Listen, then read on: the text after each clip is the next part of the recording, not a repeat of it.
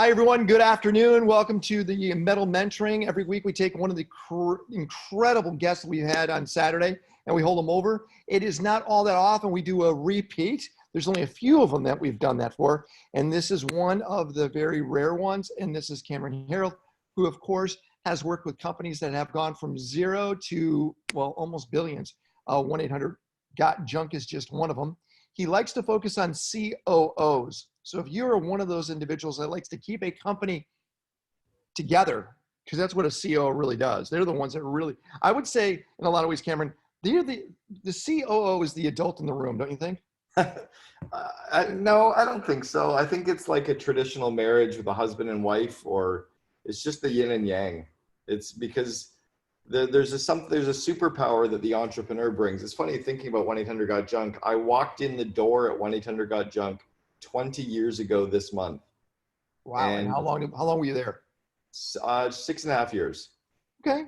Yeah. From 2 million to 106 million, 14 employees to 3,100 employees. But Brian was like the silly, goofy visionary, but he was as much of a parent as I was. I was more operational and focused on strategy and on execution. But without Brian, we never would have grown, and without me, we were a real solid yin and yang. I get it. It's symbiotic. But how much of the craziness comes from the CEO, and how much of the all of it? Okay, and so the COO is saying, you know what, that's possible. Let's table that for a while. Yeah, I'm more of an entrepreneur than I am of a COO. I run the COO Alliance, but I've definitely, my Colby profile is 4393. I'm a 98D and a 74I on DISC. I'm hardcore in the entrepreneurial zone. So Brian and I were almost like nitroglycerin. And in fact, the 4 companies that I built were very entrepreneurial COO roles that I played. Once we got to like the 100 million mark, I really started to fall apart because I wasn't as slow and methodical and systemed and corporate as you need when you become, a couple thousand employees or bigger. It's interesting because the whole corporate governance is important as you get bigger, but when you're small, you want to be nimble, fast, and change things quickly, right? Yeah, when I left 1-800-GOT-JUNK, we were 330 cities, 4 countries, 13 operating businesses. For me, it was big. I was like, fuck, it's just big. And then a year later, they found my replacement. They brought the former president of Starbucks in, and she came in and went, what a cute little company. So like just very, very different, right? But that says a lot about you knowing it's time to move over. No, Brian knew. Brian pulled me aside one morning at breakfast an hour before our leadership team meeting and said, I think we're done. And we'd spent the year before replacing each of our first 6 leadership team members. And I was the last one. I was the guy to go from the million to 100, but not from 100 to the billion. How did you take that? They're 450 million today. How did I take it? Well, I'll tell you, Brian made me take a taxi home. He wouldn't let me drive. You were just totally. I was a train wreck. But what's funny is I told his assistant the night before, I said, Brian's firing me tomorrow. She's like, fuck off. He's like, dude, he's my best friend. I know that he's firing. I know. Like Brian was my best man at my wedding 2 months before I joined him. So we had a really, really strong trust and relationship. And I'd just known for the last 6 months, it was too big. It was just too different. What did you learn from that? A couple things. One is that your mid to senior level team can only ever go through 2 or 3 doubles in the size of the company, or 1 triple as Ben Horowitz calls it. So I went from, if you go from 2 million to 4, 4 to 8, 8 to 16, 16 to 32, 32 to 60, 60. Like I was pretty extraordinary to be able to go through that realm. But it was mostly because for the first 3 doubles, it was still pretty damn small for me because I'd already done it a few times. But we watched the whole senior team get lapped, where we did 6 consecutive years of 100% revenue growth. It's very hard for them to keep their skill set growing at that pace. So it's how do you grow people, but also keep them when you're bringing in senior people above them, or exit them nicely. We had a couple exits that I don't think went that nicely, where they were really, frustrated and strained. Even mine, like when, I think Brian looks back now, and if he was to do it differently, he wouldn't have taken the advice of the board and done it the way that he did it, or he wouldn't have blamed it on the board. It would have been handled a little more gracefully. But he still would have let you go. Oh yeah, he still would have let me go, but he did it with like no notice, and It was really, it was weird. And I think in retrospect, it's why he comes over to my home all the time. We hang out all the time. My name is littered throughout his book as one of the only leadership team members who's even mentioned in it. So, but it took us a couple of years to get through the pain of that. And I think we could have managed through that a lot better. I had to fire one of my closest friends too. I owned a company, and he's actually a metal member. And he said it was the best thing that ever happened to him. But of course, at that time, it was traumatic. Yeah, it was the best thing for me as well, but it was, yeah, I mean, it's hard, right? Like there was no notice period. So it was like, you're gone. So I'm like, what do you mean? I was here for 6.5 years. This is my life. And now I'm just like, I don't even get to tell the employees, like, what the fuck? But the board thought that I was going to go ballistic. I mean, then 2 days later, Brian asked me to fly to Montreal to speak on his behalf to an entrepreneur conference. And 3 weeks later, I'm presenting. Oh yeah, for real. I was presenting because Brian was trying to then manage the company without me. So now I'm on stages instead of Brian. It was funny. And again, the main reason was he saw that you were able to go to that level and that's it. Otherwise, you're just dead weight in the business. Yeah, so Brian and I were very entrepreneurial, very much quick starts, make it up on the fly, document it. Like we were changing the tire as we were driving the car, right? And we were growing really fast, building the cult, building the amazing energy, growing revenue. We were very profitable. We ranked as the #2 company in Canada to work for. We were the #1 franchisor in the world that year by the IFE. So everything was going good, but that's not what was going to get us to the billion. To get us to the billion, we needed, matrix decision-making and cross-functional teams and somebody who could slow down and work with suppliers. And I'm like, fuck, let's just keep going, right? And I'm more momentum creates momentum, but that doesn't scale after you get to the 100 million mark. So I think every company. If you switch roles, would you have let the you go also? Oh, for sure. Okay, got it. Yeah, for sure. No, like every company goes through transitions at the 1s and the 3s. When you go from 1 employee to 3, from 3 to 10, from 10 to 30, 30 to 100, 100 to 300, 300 to 1,000, 1,000 to 3, right? And then 3 to 10, they were getting ready to go from 3,000 to 10,000 employees. Wow. It's just a different zone, right? Like 13 operating companies with, and the leadership team with like our new head of finance was the head of finance for business objects and Crystal Decisions. We had Simon Sinek was on our board for 3 years before that, before anybody knew of Simon. Like we were already a big business. I'm an entrepreneurial guy. I get it. So if you look then at other companies that are going through this and you're seeing that exponential growth, because that's what it is. It was an exponential growth. You almost can see, yep, targeted to go. They're going to let that person. That's one of the things that what I'm coaching CEOs on now is really having those discussions early enough, planning which employees we need to replace and how to do it properly, how to do it so that you have brand ambassadors when they leave the company, how to train them and skill them up, right, with situational leadership and coaching and delegation and time management and problem solving, giving them the real leadership skills. That's where most companies don't work at it. Yeah, but boy, when you look at these big billion-dollar companies like Facebook, maintaining the existing teams that they have, the size they are, that's just an anomaly. Well, it's an anomaly, but it's also 1 out of the 1,000 or 1 out of the 100, right? Like they might have had 500 early people and then maybe they got 10 that are still there. Like they don't transition those same people all the way up. You don't have the C-suite. The leadership team at Facebook when they had 10 people isn't the leadership team today. Sheryl Sandberg wasn't there in the early days, right? No, she was brought in later on. You're right. Way later on. So when you see a company like Evan Thornley running Snapchat, this is exactly why you could say that's why Snapchat has not grown leaps and bounds, because they've maintained a lot of their existing ecostructure. Well, and you can keep the CEO, it's easy because the CEO can keep hiring smarter people and delegating everything except genius. But when you're running the operational team, when you're running your leadership team, that just changes. When I walked in the door, if I think about 20 years ago, walking in the door, there were 14 employees. I was employee number 14. There was Brian. There were 6 vice president titles and 6 people in the call center. That's a very different business to when the C-suite really were, like we were real C-level people. We had like our chief financial officer was the former head of finance at Business Objects. Our chief technology officer was with Abe Books, which sold to Amazon for 900 million or something crazy. Like we had a really strong team. I get it. I I, didn't fit that group. I was able to invest in a company a long time ago that just went public yesterday, which is it's an amazing ride. If you ever heard of Palantir before. I So, saw Palantir. Yeah, I saw their opening yesterday. yeah, opening, okay. I mean, it was better than we thought. Yeah.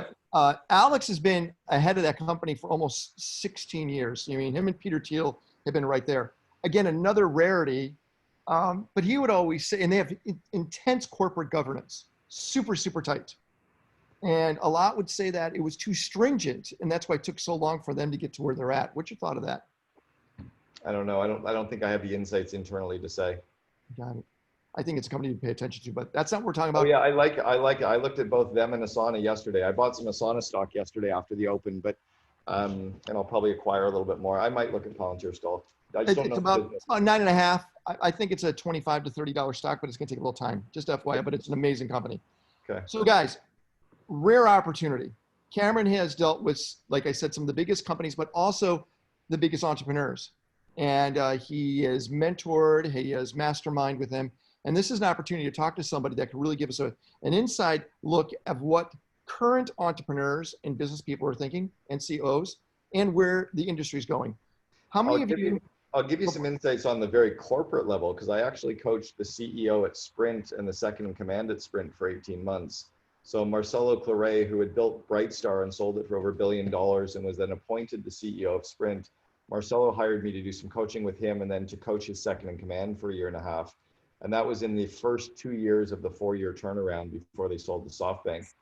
It was interesting to watch the same struggles in the big corporate world that the entrepreneurial 100-size person companies tend to have, which is politics, meetings that take too long and get nothing done, measuring shit that nobody looks at, but spending all of our time putting it into reports, becoming bureaucratic, having a hard time. Like I sat with Marcelo in his boardroom, just he and I, and we were top grading his entire team, and we were going through his entire C-level team. And we had this one guy, and I won't say the title, and Marcelo's like, I can't fire him. You know, but I'm like, but wait a second, you just told me he's an asshole and nobody likes him and you don't even like him. He's like, yeah, but he's got like a C-level and he's been here for 20 some years. And I'm like, yeah, but last time I checked, you had the CEO title. And he kind of laughed and he put an X through the guy's name. And it was, Marcelo wasn't going to fire him, but I had to, and then all of a sudden, okay, that guy's gone too. It's amazing to watch the same, I don't want to fire him. I don't want to do, like, the same entrepreneurial seizures that we have happen even in the big organizations as well, unless you help somebody shake you. Yeah, a lot of emotions are tied to that. Yeah, like he liked the person, right? The guy's got a family. He's been here for 27 years. He's part of the fabric of Kansas City. I'm like, so what? He's an asshole. Like, you got to fire him. You got to do the Jack Welch thing. It doesn't matter how good his results are. Well, let's go back to you. Did you have a lot of equity in stock inside 1-800-GOT-JUNK? Brian never gave equity to anyone. So I built my brand equity on my speaking platform and my everyone knowing that I built the brand. That was my entire play. So I built a couple of companies prior to that I had equity in. So when I did Brian's, I didn't need the play, but I knew what my equity would be worth afterwards. So I kind of followed the Guy Kawasaki Apple model. You know, he was with Apple in the mid 80s and he still talks about being the technical evangelist today. Right, he's kind of a dick. But okay, moving on. Let me go to Matt. Hey, Matt, I know you're walking, and I'm going to let you talk while you're walking. What's your question? I'm just kind of interested because you refer very heavily to C executives as opposed to founding members, essentially. What is it about C-level executives that possess such a skill that can run a company into that hundreds of millions as opposed to the people that were kind of the beginning people of it all? So it partially depends on the, you know, what the people that are starting the company have done before, right? So do they have the, you know, have they built teams? Have they put SOPs in place? Have they dealt with investment bankers? You know, when we were taking Boyd Auto Body and Gerber Auto Collision public on the Toronto Stock Exchange, that was a whole different level of skill set that we needed that we didn't have in the earlier days.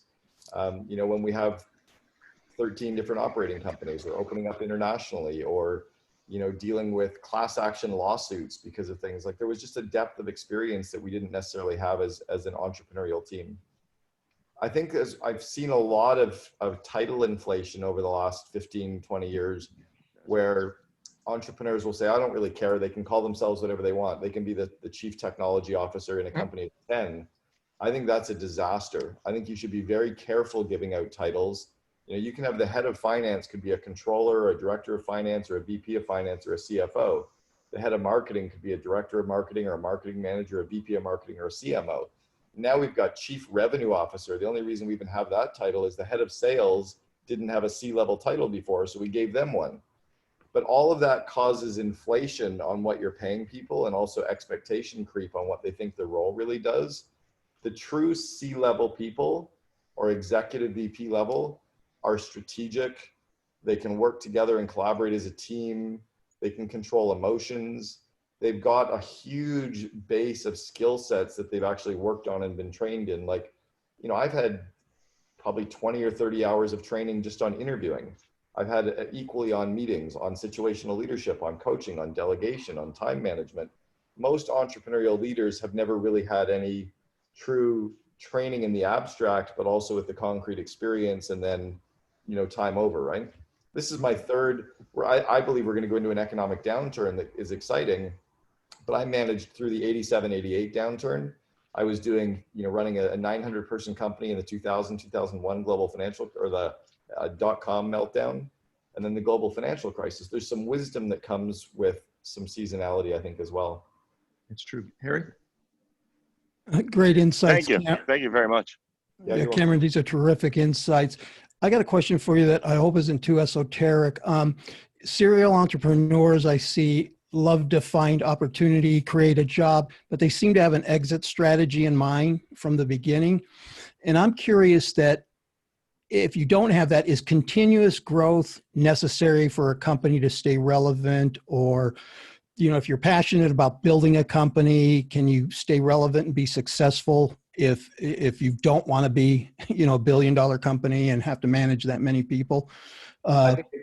Yeah, well, so the build to sell is very much a North American or US centric model. Like, I've coached people in 26 countries. I've got clients in India that they own 7 companies. They own the one that their grandpa started, the 2 that their dad started, and the 4 that they've started. But they build companies to build them, and then they put teams in place, and then they build other ones, but they don't really ever build to sell. So it's more of a US centric mindset, I think, that maybe is getting a little bit of global creep. I just think that the opportunity for us as leaders is to always grow, right? I think Ray Kroc, as much as I don't like him, had an interesting quote, which was, when you're green, you're growing. When you're ripe, you're rotting. And I think for all of us as leaders, it's exciting to grow our skill set. So even if you're building and you sell a company, wouldn't it be cool if you could keep working on your skills so you didn't repeat the old bad habits? I'm frustrated with watching how many business books people read without doing anything that they read. I'm like, then stop reading the damn book. Like, just go skiing or go hiking. But like, if you've read Good to Great and you haven't done everything that Jim Collins talked about, you're missing the point. You don't need to read 10 other business books. But I think there's something around learning and applying our time to learning what we're working on. You know, if you're going back into the startup realm, how can you do the startup better? How can you do it more efficiently? How can you do it faster? How can you remove, you know, the mistakes in the past?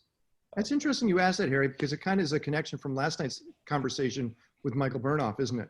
Yeah, it is, Ken. And you bring together people that are just mind-blowing. You know, I was coaching Burnoff about a month ago. Michael called me about some stuff, and I was walking him through. He's like, "Oh, my mind's blown. My mind's blown." But everybody has their little niche, right? Michael, in the area of communication, is spectacular. He could actually sell my product from the stage better than I can sell from the stage. Right. He's amazing. But yeah, so I just think that as leaders, we have an opportunity to scale. And I think if we slowed down, like, just as a quick show of hands, you know, there's a bunch of us on this call right now, just like physically put your hand up. Have you had at least an hour's training on doing interviews, on interviewing and hiring people? Mm-hmm. So 5 of you, right? How about on running meetings? How many of you had training on how to run meetings? Mm-hmm. Fuck, we run meetings every day and only 4 of you, right? How many of you have trained all of your managers on how to do interviewing? None. And they interview people. How many of you have trained all your managers on how to run meetings? What the fuck are you doing on this call? Like, for real, right? Like, if you think about how simple business is And then we all walk around going, business is difficult. No, it's not difficult. We're all like flies working harder. Just like train your managers on how to manage, train them on how to coach, train them on how to delegate, train them on time management, train them on situational leadership, train them on email management, train them on interviewing, train them on meetings, and they'll actually know how to run a business.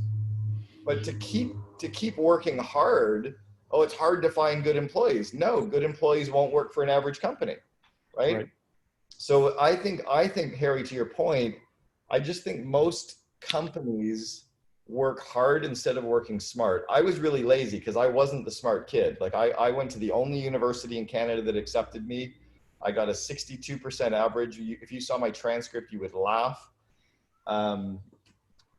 But I found out that the shortcuts were already there, that if I could learn the cheat sheets, I could get through school. And business was the same way. Like when I started with College Pro Painters, they handed me a manual. So I just did everything in the manual. It told me I had to have a yellow keychain. I had yellow keychains, man. Like it said I had to be yellow. My mom thought I was crazy, but I'm like, I was so scared of screwing up that I just did everything that I was told. And I think we need to do more of that in our companies too. I like Alex. What else would you add to that list, Alex? Conflict management. Oh, it's on. Resolve conflict. I mean, that's so central to all the things that go wrong relate to people not being able to communicate and resolve conflicts effectively. And no one gets training in conflict resolution. Ken, can you let me share my screen really quickly, Ken? Yeah, let me give you. Alex, I 1,000% agree. You'll see my list in 2 seconds here. You got the power. Conflict management is one of the cores right here. Boom. Yep. And those are the core skills that I think everyone needs to be trained in. Situational leadership, coaching, training, delegation, meetings, interviewing, email management, time management, hiring, problem solving, conflict management, one-on-one meetings, and project planning. What's above all that? Go up to 1 and 2. Keep on going up. Keep on going up. There you go. What are we looking at here? Well, I'm giving you my whole model. So here's how training really works with people. When you bring people into your organization, you need to train them on your core, the history of your company, how you quit your shitty job and started this business, all of the fuck ups you've had along the way, all the stupid little mistakes, your core values, your obsession with your BHAG, your core purpose, your vivid vision. So they really understand all of that. Like a day's training where Harry's just talking about all of that and it's on video and in Thinkific and they have to know and be indoctrinated with the cult. That's the why. The how is this stuff, right? And we never train people on this stuff. The what is what we tend to train people on, which is like how to do their marketing job or how to do their IT job or how to do their plumbing job. But I like training from the why through the how through the what, and then kind of going out from there. Yeah, so this is a 3-page document. Let's see some more. So the where we go from there is making sure that there's 4 styles of learning that you cover with people. So the abstract conceptualization, you teach them a concept, and then you have them practice, which is the active experimentation. Then you go into the concrete experience of doing, and then you talk about what did you learn, what went well, what didn't go well is the reflective observation, and you keep cycling through that on your style, and then making sure that your training programs cover the auditory, visual, and kinesthetic sides of training, right? The listening, the watching, and the doing. The path that I take people through in training is making sure that they have a pre-test, because if you give someone a pre-test, they realize they don't know the concept at all, they're going to fuck up, they should learn, because the adult controls the learning environment. All the way back to kindergarten, if the student's not ready to learn, they're not going to learn, no matter how good the teacher is. You got to create the gap. After the pre-test, you teach them with your handouts, blah, blah, blah. Then I do a post-test to make sure that they've heard it and learned it. Then 2 weeks later, we do a retention test, which is a different test, but to see if they've retained it. Because everybody can repeat stuff they learned that day or that hour, but do they remember it 2 weeks later? And then 6 months later, I get them certified in the model at either a bronze, silver, or gold level to make sure that they're proficient in that skill. So you could have a payroll clerk who's certified in conflict management, could certify the new CFO when they come into the company, and you've created a viral learning program internally. So that's kind of where we go with it. You tease. No, there's just a lot. There's just a lot there. I don't like. I'll answer stuff.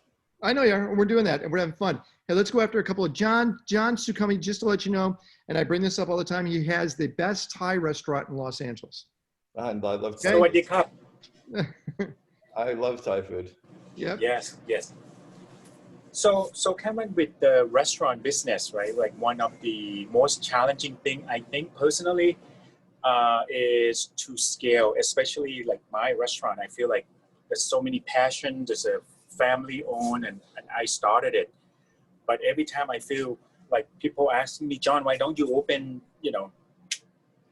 a second location in a different city or like 20 miles away? One of my hardest thing is like, now I need the team. I need to put together those systems in place.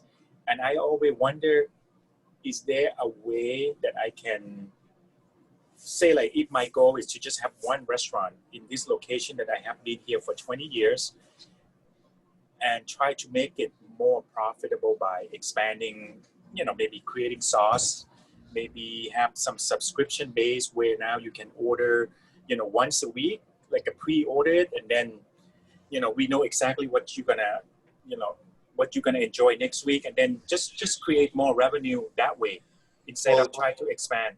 Yeah, so don't expand because somebody else tells you have to expand. Like build your vision and drive towards your vision. Opinions are like assholes. Everybody's got an opinion, right? So I'll tell you what I did at 1-800-GOT-JUNK as an example. When I came in the door, they weren't making money. They weren't making enough money. The franchisees weren't. So I raised prices within the first week by 40% in all 12 cities we were operating in. And Brian was like, you're crazy. Nobody's going to use us. I'm like, who cares? We're not making money today. If we're going to go out of business, let's go out of business swinging. Like, let's try. But so John, the easiest way for you to make money in your restaurant is raise your prices 30%.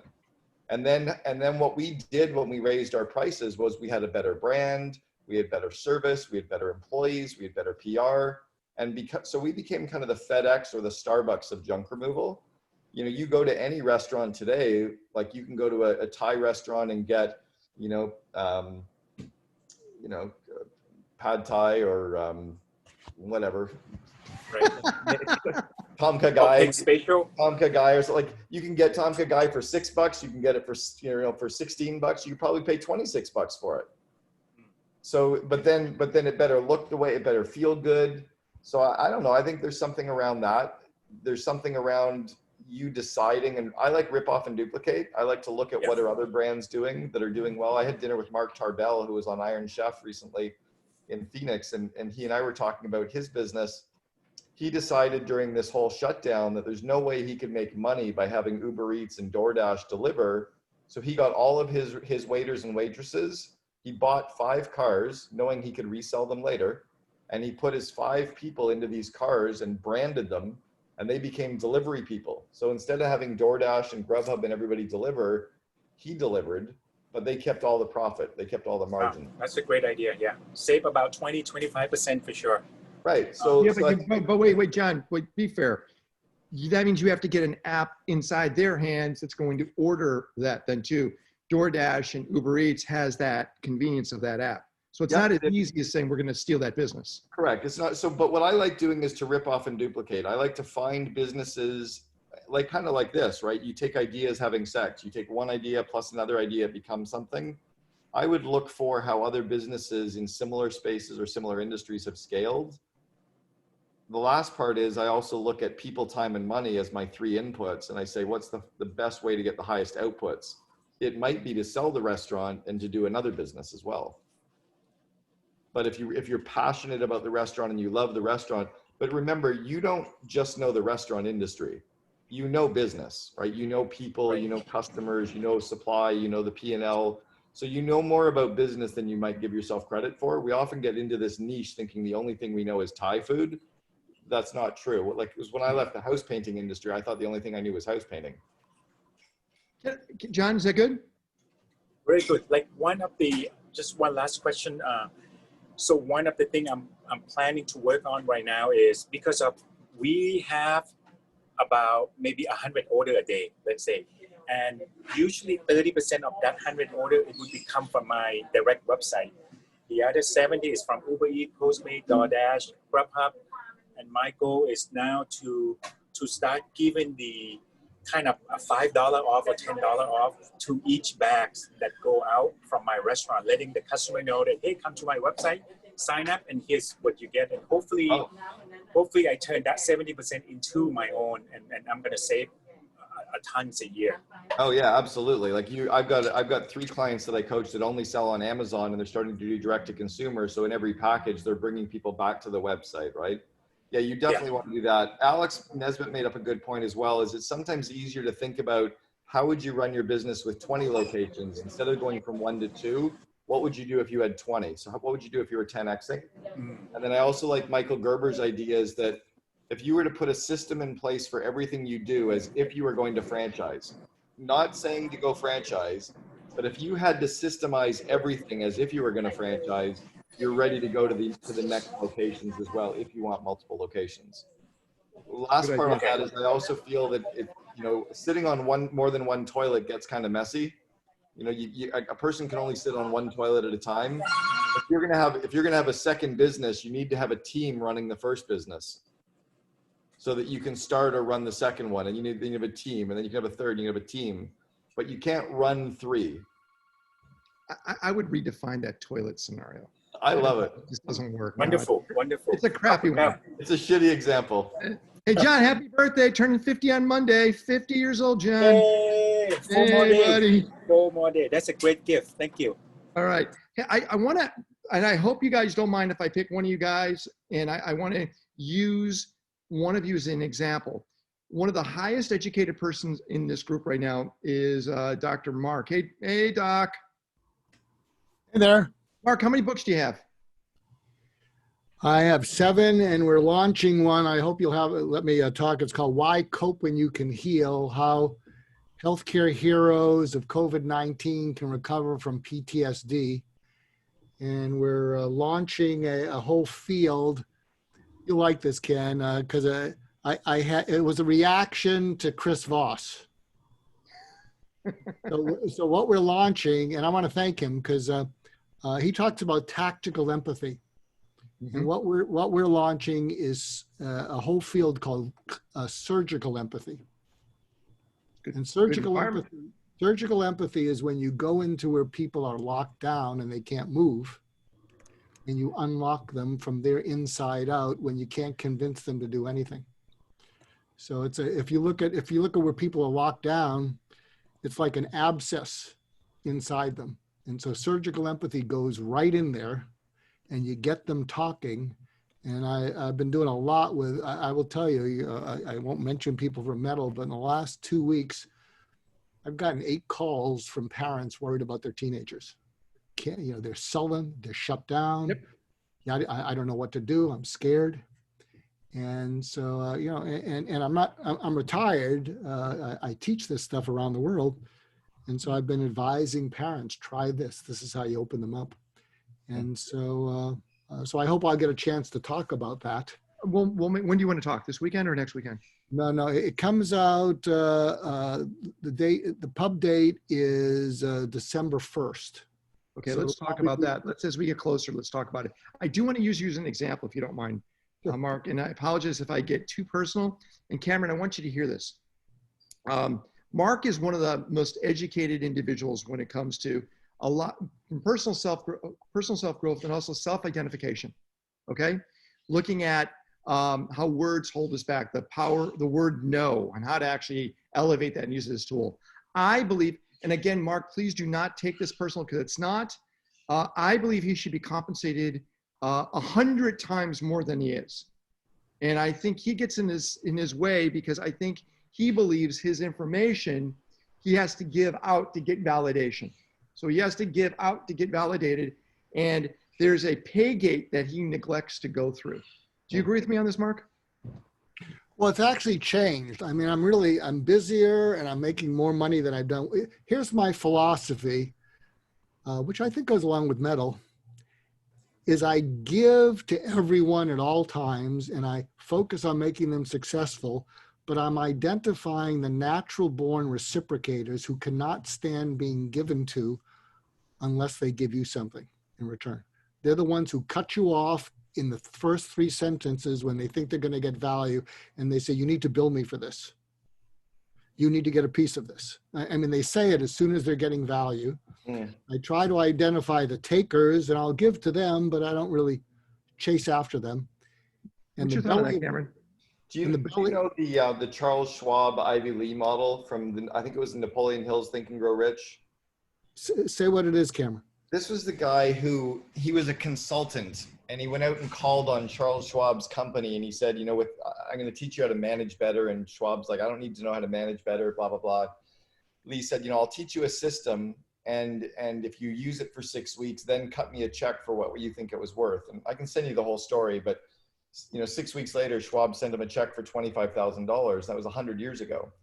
And I've started doing that with clients now where in my coaching model, they pay my coaching. And then after coaching stops, so whatever point, whether it's 18 months, 2 years, whenever they decide to stop coaching, 3 years later, they have to write me a check for what they think coaching was actually worth. Wow. And I leave it completely up to them. But I have a coaching client that just raised $255 million from Warburg Pincus. I have another one that I coached for 4 years from 3 million to 52 million.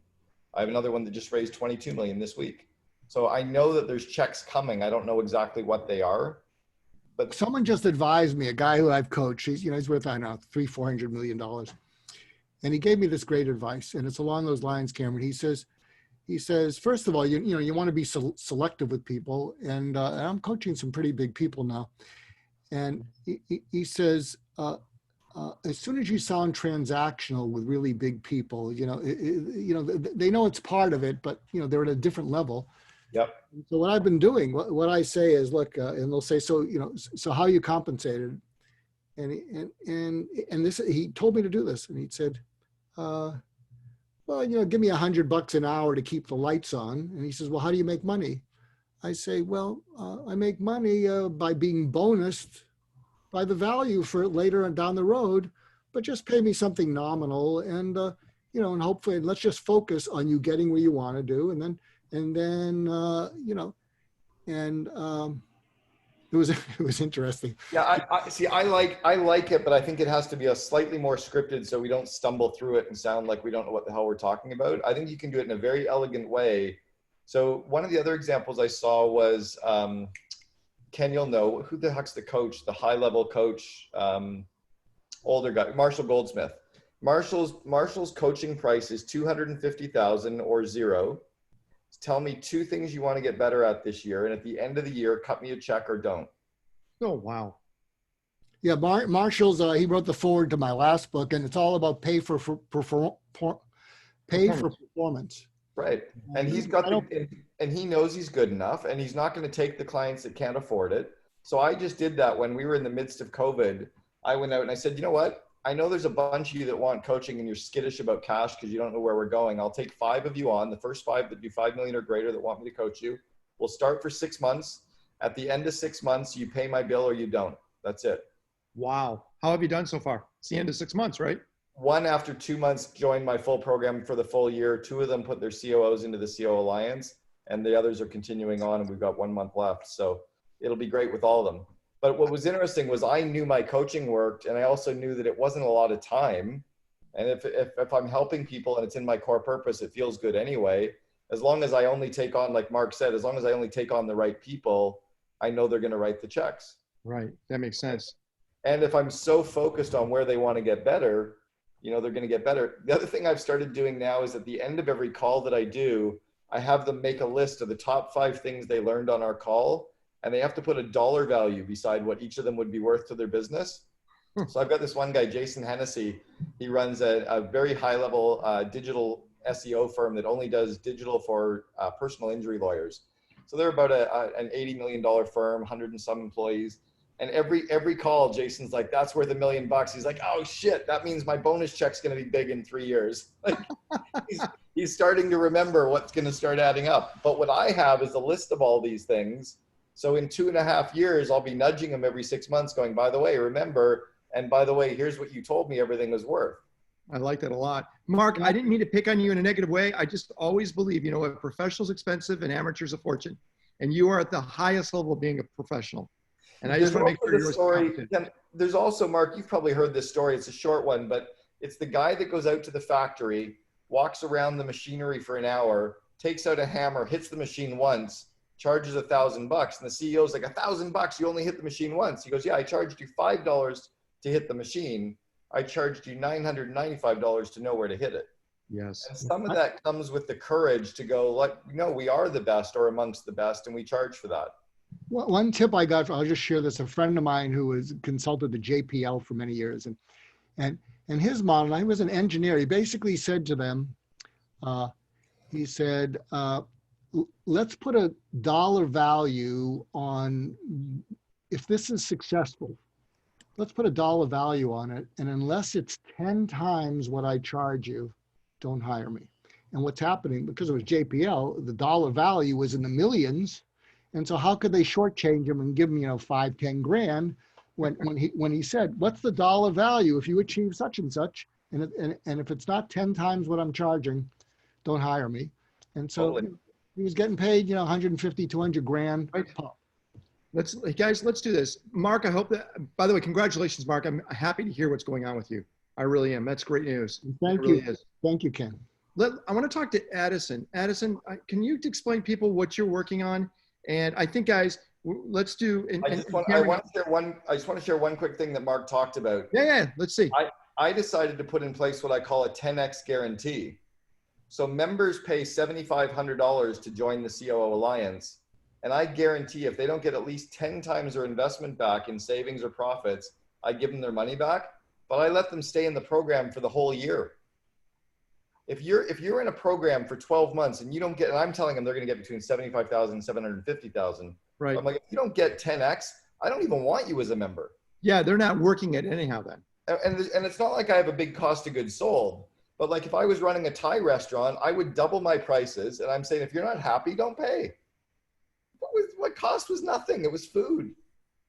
And I get it, but you have a scalable model too, because it's one of you with many people in the program then too. But if you're doing individuals. No, we all do. Like I met with Roger Hardy, who built Coastal Contacts, sold for about 450 million. And he had a guarantee early days, 2001, 2002, when he was shipping contact lenses out. He didn't bill the customer until they received the contact lenses. Because back in those days, we were all worried about even putting our credit card number online. Right. He's like, if you get the contacts and you don't like them, don't pay me. Throw them out.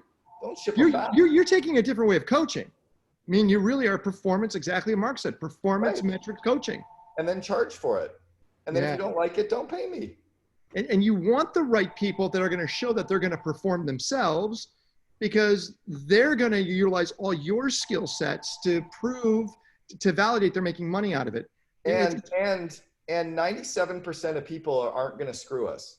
So why are we building a business expecting to get screwed by 97% when only 3% might? So build the 3%, get screwed into your pricing. We had it at Boyd Auto Body and Gerber Auto Collision. We called it our Let's Get Taken policy, where we would fix anything on your car that you said we'd screwed up. We had a woman come in one day and she said, like, you guys didn't fix the right side of my car. And we're like, it was the left side that we had to fix, but whatever, we'll fix the right side for you too. It was just easier to fix it and not argue with her. Cameron, it sounds like you're acting like a Canadian. Just saying. I've never had a contract with any company in 13 years. None of my clients, speaking or coaching, do I have anything in writing with. All right. Again, just saying, you're definitely acting like a Canadian. Let's go to Addison. Addison, why don't you tell everybody? You can't be Canadian, Cameron, because you haven't apologized yet. You didn't say sorry once. I know, I didn't hear it either. No, sorry. Addison, tell everybody what you're working on. First off, I am also proudly Canadian, Cameron, and I'll probably apologize at least once in this. We have been building a men's mental health and well-being platform that's completely peer-enabled. We launched in June, and it's based in peer support to begin with, and it's sort of developing in the long-term roadmap into a peer-enabled platform for uptick of services and referrals and whatnot. We actually just accepted 500 startups this week, which has been really cool. We've been onboarding. Did we lose sound? No, you're okay. Oh, sorry. Oh, you're talking. Yes, we've been onboarding with 500 startups, and we are completely in wild sort of growth hack mode with them helping us now as well. So it's very interesting to hear all this, because obviously we're back at a more beginning stage in what we have, but we have a lot of really, really cool champions, Dr. Golston, one of them, that have really been connecting us in a big way and just constantly learning, which is very cool. It's cool. I'll tell you, when you're in the early stages, if you can start getting PR coverage from anywhere about what you do, and then you link it back to your press page, your SEO goes through the roof, your social proof goes through the roof, and then you can repurpose it by sharing it multiple times on all the social sites, emailing it to your customers. Yeah, there you go. I did it with 15, I'm an advisor to 15.5 and to Tiny Pulse and Grasshopper, and all three of those we really leveraged free PR to really build the brand and even to bring in investment dollars as well. When investment bankers start seeing all the press coverage you're getting, they get all frothy and they don't even realize how simple it is to get. Yeah, and you can leverage it as long as you can, because I've been seeing, I see press announcements that go back a decade ago and they still have it on their front page. They're like satellites that just stay in orbit forever, right? Every press story that you get just stays. So right now, Addison, theoretically, you are in probably one of the, I hate to say a sweet spot, but anything around depression, mental health, this is the time that it's okay to talk about it too, because it's been brought to the surface. Yeah. Absolutely. Yeah. It's between, you know, obviously it wasn't planned for COVID to happen, but obviously this is a tool and a solution for loneliness and isolation. And COVID obviously has exacerbated that beyond belief around the world. So it's definitely sort of our time to kind of check. And also, if you look at the numbers, you know, there's only, I'll say this from personal experience, I've gone through a lot of traumatic experiences. There's only so many Dr. Marks in the world. Even if we decided right now in this room to pay for every man in America to get an hour of therapy a week, logistically, it's not possible. So peer support has to be validated and has to be started to use as a preventative measure for the mental health epidemic that's going on. I mean, 80% of suicides are male at this point. So we're heavy into being the peer support guys. I know I'm smart enough to be a doctor, a counselor. I have all those certifications. I purposely am staying in the peer support lane because I want to be the guy who makes peer support work. So that's kind of my passion right now. Have you identified your full revenue model? We are in the process of launching our premium next month, which will be a subscription based. And then there's a few other paid options within the app, but obviously that's now being heavily mentored and influenced with 500 startups. And all right, guys, I'm going to use a challenge real quick. Hey, Scott, I saw what you wrote and I want you to bring it up and I want to see how Cameron reacts to what you just said, Scott. Yeah, well, PR paid for my house. Let's start there. Yeah, I'm a PR professional. PR is not free. It's not easy. Not everybody can do it. It takes a story. It takes relationships. It takes all those kind of things. And and in these days, it's extraordinarily valuable because, you know, people don't trust marketing. So, I agree that it takes time for sure. I would disagree. A lot of time.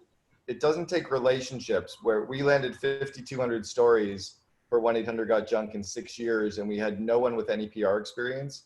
We hired very junior salespeople. We taught them how to cold call, pick up the phone, and do the journalists a favor by giving them a story. It's definitely hard to craft in crisis mode and to craft maybe some of the big stuff. And yes, you're right in saying that most people don't have the skills. I tried to codify it in the book Free PR though, to give away some of the skills, to demystify it a little bit.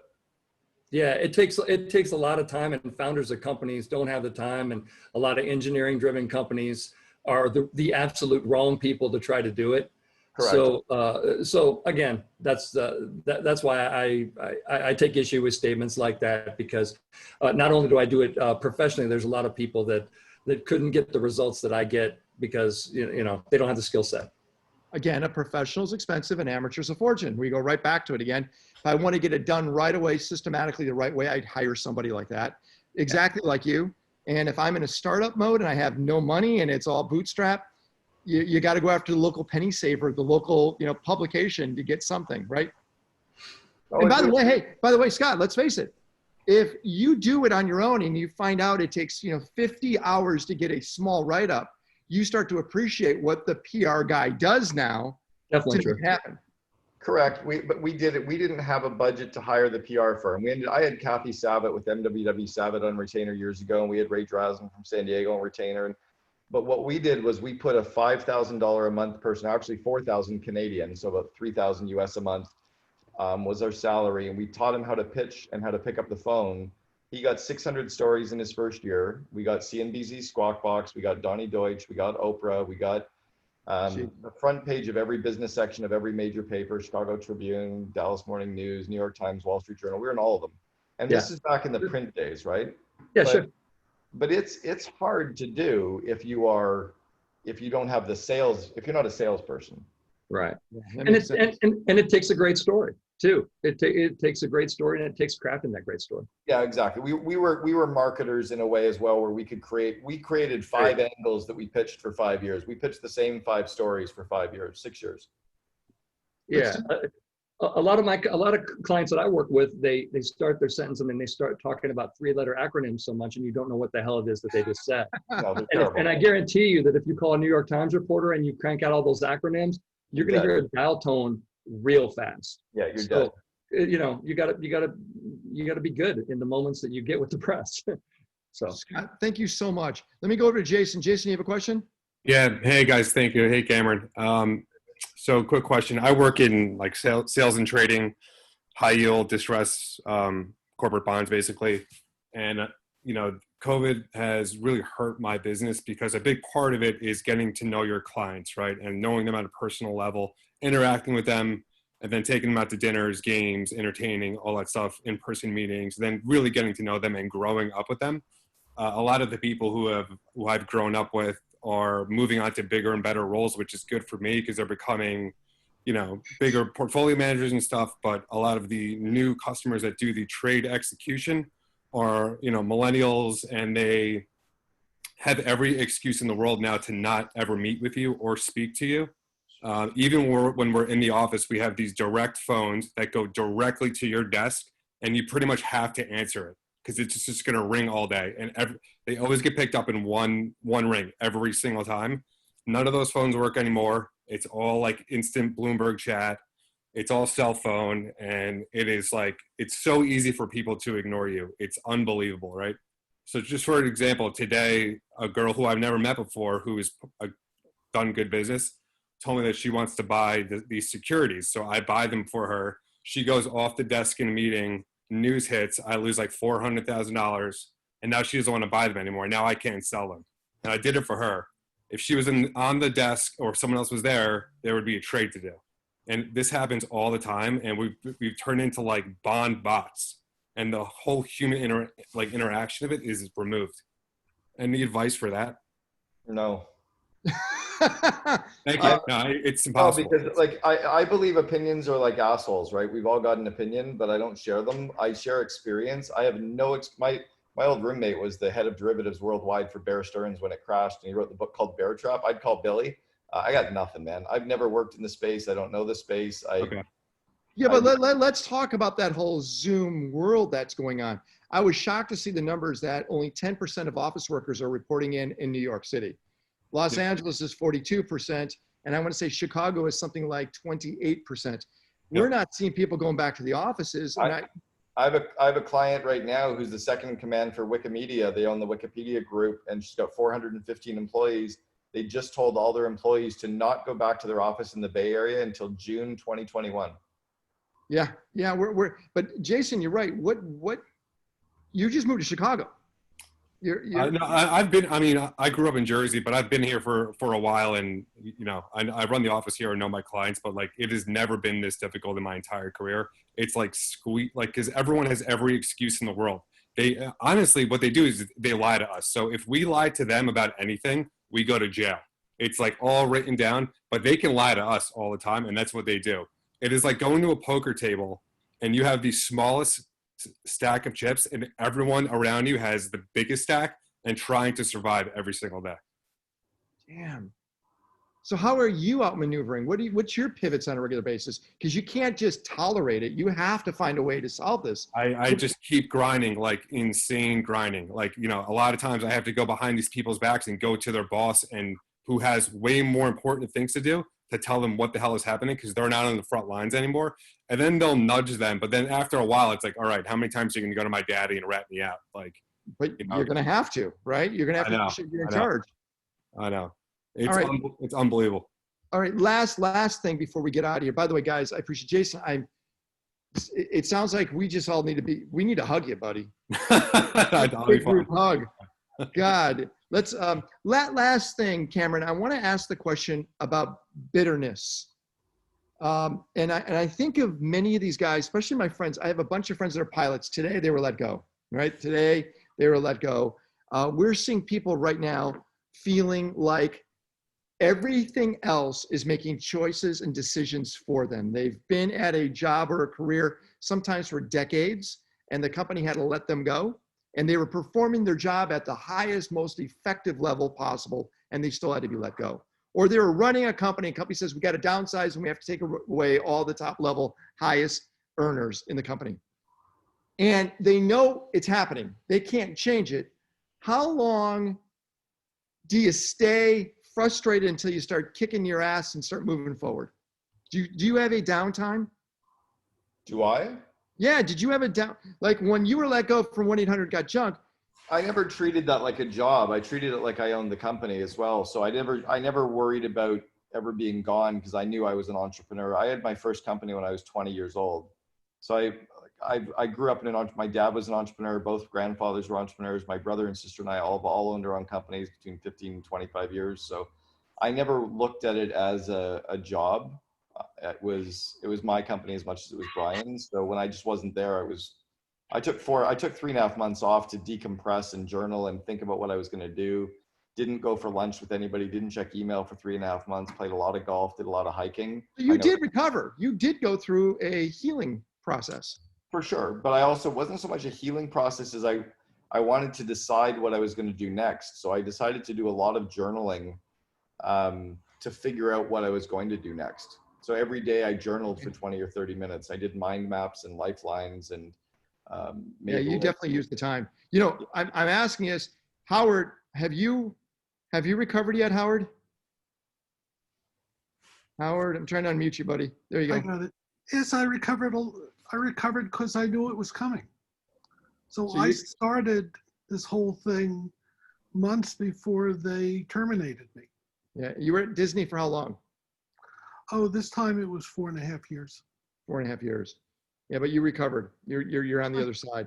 Right. I'm planning what I'm doing, and I'm in the process of implementing. I love it.